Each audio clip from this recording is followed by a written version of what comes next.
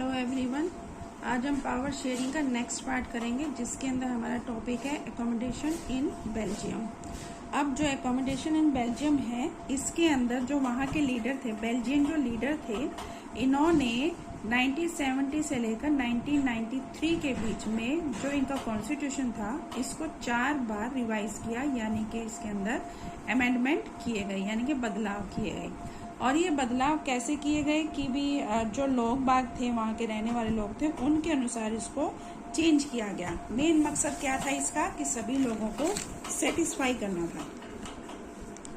तो यहाँ पर एक बेल्जियम मॉडल दिया गया है। इसको समझने से पहले हमें फॉर्म्स ऑफ गवर्नमेंट जो पावर शेयरिंग है वो पहले हमें समझना पड़ेगा। तो फॉर्म ऑफ पावर शेयरिंग हम टॉपिक करते हैं। फॉर्म्स ऑफ पावर शेयरिंग यानी कि पावर शेयर करने के तरीके। अब यहाँ पर जो पावर शेयर किया गया है वो हॉरिजॉन्टल पावर शेयर किया गया है, जिसके अंदर आप देखोगे कि जो हमारी गवर्नमेंट है, डिफरेंट ऑर्गन ऑफ गवर्नमेंट, जिसके अंदर लेजिस्लेचर, एग्जीक्यूटिव और जुडिशरी, ये तीनों आते हैं। अब ये हॉरिजॉन्टल डिस्ट्रीब्यूशन है, तीनों ही डिफरेंट ग्रुप्स हैं जो गवर्नमेंट में सेम लेवल पर वर्क करते हैं। यानी कि सेम लेवल पे होने का मतलब है कि इनके पास, तीनों के पास अपनी अपनी अलग अलग पावर है। तो यहाँ पर इसको दूसरा नाम भी दिया गया है, जिसको हम बोलते हैं चेक एंड बैलेंस। यानी कहने का क्या मतलब होता है कि हर जो तीनों टाइप की गवर्नमेंट है, यानी कि लेजिस्लेचर है वो एग्जीक्यूटिव और जुडिशरी पर नजर रखती है, जुडिशरी है वो एग्जीक्यूटिव और लेजिस्लेचर पर रखती है, और एग्जीक्यूटिव है जुडिशरी और लेजिस्लेचर के ऊपर अपना नजर रखती हैं। तो इस टाइप से क्या है, इसको हम दूसरा नाम भी देते हैं, जिसका नाम है चेक एंड बैलेंस। नेक्स्ट आ जाता है power can be shared among government at different level. अब यहाँ पर जो पावर है डिफरेंट लेवल पे, यानी कि डिस्ट्रीब्यूट की जाती है, जैसे कि सेंटर, स्टेट और रीजनल।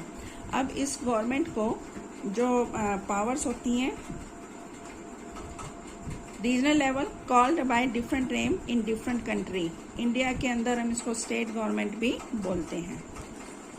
थर्ड टाइप की जो पावर है, इसके अंदर देखो जो सेकंड पावर है, उसके अंदर जो डिवीजन ऑफ पावर है वो हाई लेवल से लो लेवल पे डिवाइड किया जाता है। जैसे कि बात करें कि शहरों में म्यूनिसिपैलिटी है और गांव में पंचायत है, तो यहाँ पर हम अपनी पावर को वर्टिकल डिवीजन बोलते हैं। इसको वर्टिकल डिवीजन यानी कि हमने अपनी पावर को यहाँ पर चेंज कर दिया है, यानी कि दूसरे लोगों के अंदर हमने इसको डिस्ट्रीब्यूट कर दिया है।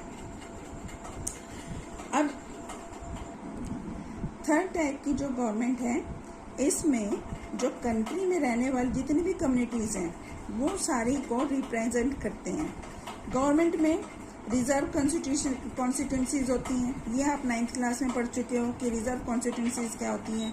रिजर्व कॉन्स्टिट्यूंसीज में क्या होता है कि कुछ सीट्स होती हैं जिसको SCs, BCs या फिर वुमेन के लिए रिजर्व कर दिया जाता है, ताकि गवर्नमेंट में उन सभी की बातों को भी सुना जा सके।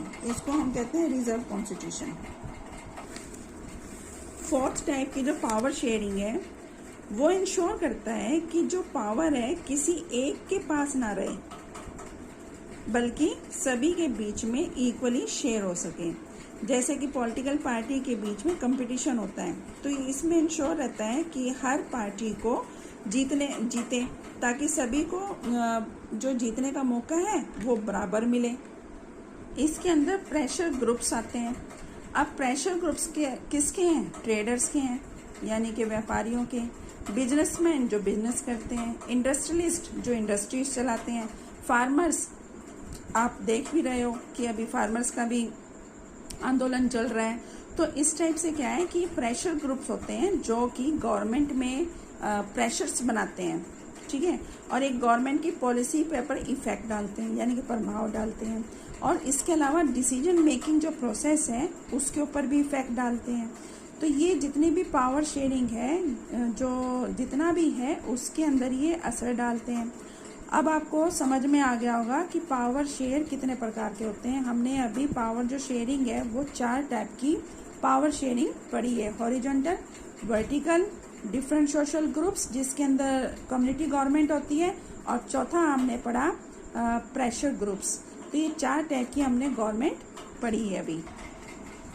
तो अब हम वापस बेल्जियम मॉडल में जाते हैं। बेल्जियम मॉडल जो हमने की चारों जितनी भी पावर शेयरिंग थी उसके बाद हमने पढ़नी थी।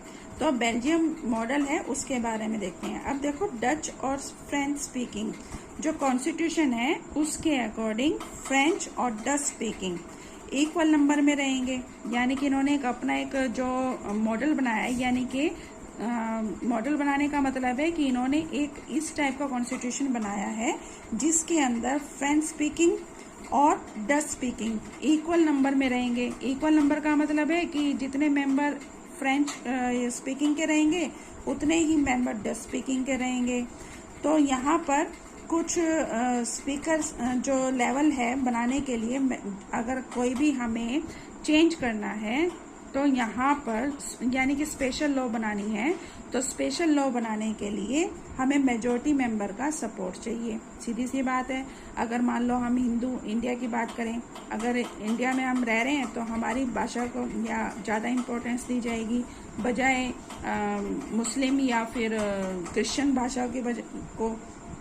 तो यहाँ पर सीधी सी बात है कि जब भी हमें कोई स्पेशल लॉज बनाने होंगे तो मेजॉरिटी मेंबर का हमें क्या चाहिए, सपोर्ट चाहिए। अब लैंग्वेज ग्रुप का है तो जैसे कि मान लो हमें कोई लॉ बनाना है तो दोनों कम्युनिटी को हमें यस होनी जरूरी है।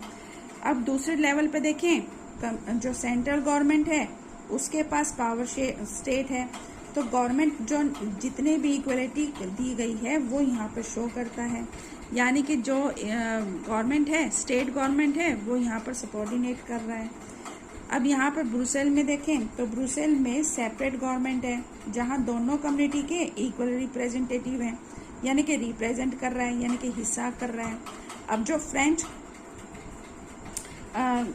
कम्युनिटी है वो यहाँ पर इक्वल रिप्रेजेंट को एक्सेप्ट कर रहा है, क्योंकि जो सेंट्रल है, सेंट्रल में डच कम्युनिटी ने इक्वल जो रिप्रेजेंट है उसको एक्सेप्ट किया है। तो इस टाइप से आप देखोगे इन दोनों तरह की गवर्नमेंट के अलावा एक टाइप की गवर्नमेंट और थी जिसमें कि बेल्जियम गवर्नमेंट ने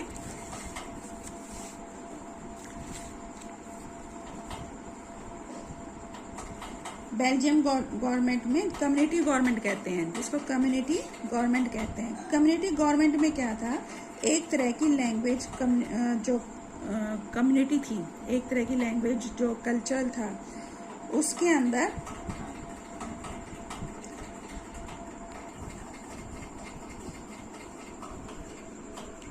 श्रीलंका में अलग हुआ। मेजॉरिटी जो कम्युनिटी थी चाहे तो वो पावर शेयरिंग करने से मना कर सकती थी और यूनिटी पर इसका असर भी पड़ सकता था।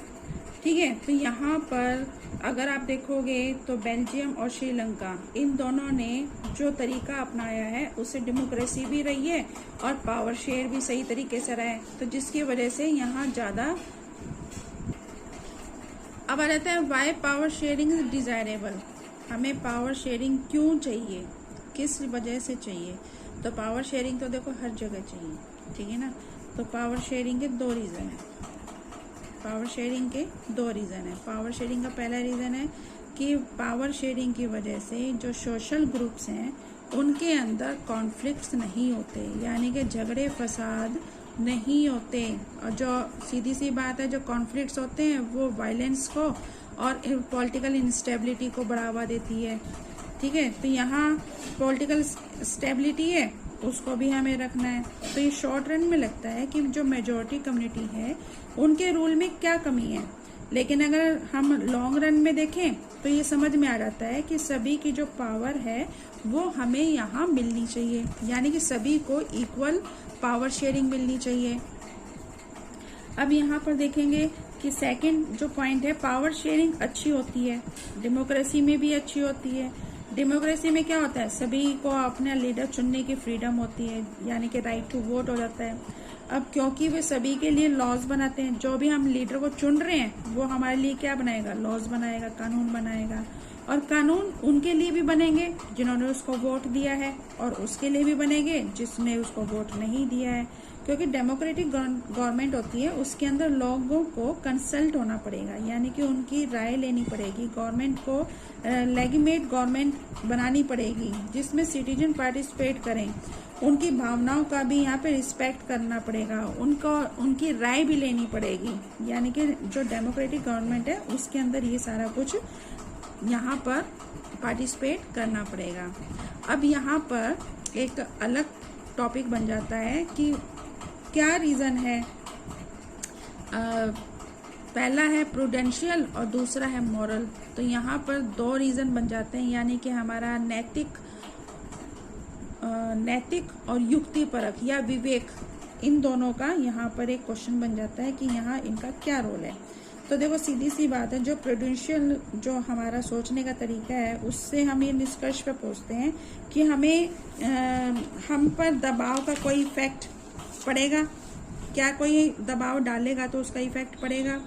पावर शेयरिंग के अंदर तो इफेक्ट नहीं पड़ना चाहिए इस चीज़ का, क्योंकि हमने अपने विवेक का काम लिया है, यानी कि हमने अपना समझ से काम लिया है।